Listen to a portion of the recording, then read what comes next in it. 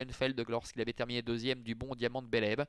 Bon, pas de marge évidemment dans un tel lot, mais sait-on jamais pour une place. Harper Seabrook est à 14 € avec son entraîneur André Humbert qui est au sulky. Allez, départ imminent. La voiture accélère. Pour l'instant, ça se passe bien. On voit que Joconde de Colmine, la grande favorite, est bien partie en dedans avec son écharpe. C'est Harper Seabrook qui a pris le meilleur départ avec Isatina également dehors qui est en train d'effacer son mauvais numéro derrière les ailes de la voiture et qui va même carrément réussir à prendre la tête et la corde. Elle fixe de Nil s'est plutôt bien élancé en troisième position avec Diva du Fossé qui est quatrième en dedans, devant encore Jack Scott, le numéro 2. Alors qu'Everlasting Love est piégé. Il reste en troisième épaisseur, ça va être compliqué. Balzan Fort Clara est à l'arrière-garde avec Helios Debo, Joconde de Colmine et c'est Gondor qui effectue sa rentrée après une longue absence qui ferme la marche. Ils vont sortir du tournant avec le pilote de Everlasting Love qui cherche un peu une solution, qui n'a pas d'autre option que de reprendre son partenaire Everlasting Love, soit d'accélérer. Mais c'est vrai qu'il est perché là-bas quasiment depuis le départ, piégé. Donc le numéro 3, Everlasting Love. Devant, ça va bien pour Isatina avec Henri Turrettini qui emmène dans son dos le numéro 5, Harper Seabrook avec Elfix de Nil. Angélique Scotty qui est troisième, qui ramène Jack Scott, le numéro 2, qui a le parcours idéal avec Adrian Burger. Diva du Fossé est cinquième côté corde. Devant encore Balzan Fort Clara, alors que Joconde de Colmine attend sagement à mi-peloton la grandissime favorite dans le wagon de 2 avec Helios Debo qui est juste derrière. Devant encore Gondor ainsi qu'Everlasting Love.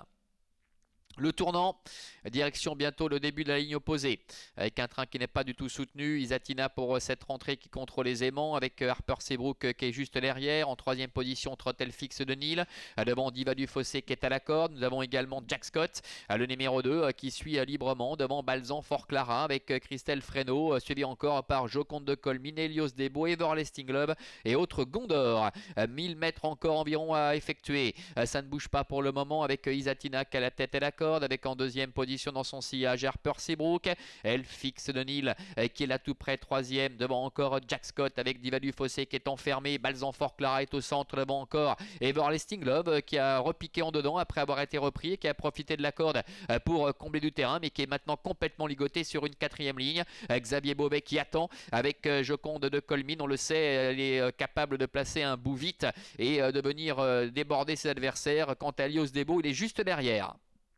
Mi-tournant final, encore environ 500 mètres à effectuer. Isatina qui a la tête et la corde avec dans son dos Harper Seabrook, elle fixe de Nil qui est là. Jack Scott qui a eu vraiment le bon parcours, qui s'est fait ramener, qui est quatrième. Les deux Beauvais sont loin avec Joconde de Colmine, la charpe rouge qui se décale maintenant avec Helios Debo qui est dans son dos, tous les deux qui tentent de sprinter. Isatina qui a l'avantage avec elle fixe de Nil qui est en deuxième position. Harper Seabrook qui est en dedans. Voilà Jack Scott qui est décalé par Adrian Burger et Joconde de Colmine qui vient très fort maintenant avec Helios Debo également qui est lancé complètement à l'extérieur. Joconde de Colmine et qui prend l'avantage face à Isatina. Helios Debo également qui termine fort maintenant avec Marc-André Beauvais en dehors. Joconde de Colmine, Helios Debo. Joconde de Colmine face à Helios Debo. Joconde de Colmine qui va s'imposer face à Helios Debo. Oh, c'est pointu pour la troisième place entre en dedans Isatina et le numéro 2, Jack Scott.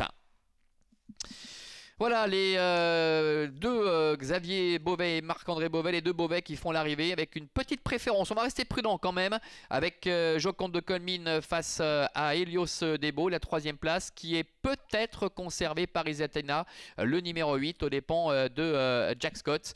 Donc photo 9 et 7 et photo 8 et 2, peut-être dans cet ordre de préférence. On revoit la phase finale ensemble avec Joconde de Colmine qui a magnifiquement sprinté en dehors. On le sait, hein, sur 100-150 mètres, elle est capable de passer sur un drôle de pied et elle l'a fait une nouvelle fois ici, parvenant, je pense, à résister à Helios Debo qui a eu le parcours sur mesure dans son sillage et qui a terminé très fort. Quant à Isatina en dedans, le numéro 8, elle a peut-être conservé un petit quelque chose, donc on me le confirme, hein, c'est bien 8, 2 et 4 derrière pour la cinquième place qui revient donc à Elfix de Nil. 9, 7, 8, 2 et 4, c'est bien ce qu'on avait vu donc pour ce prix édition GEMA. À tout à l'heure pour la quatrième et dernière, départ prévu aux alentours de 13h11.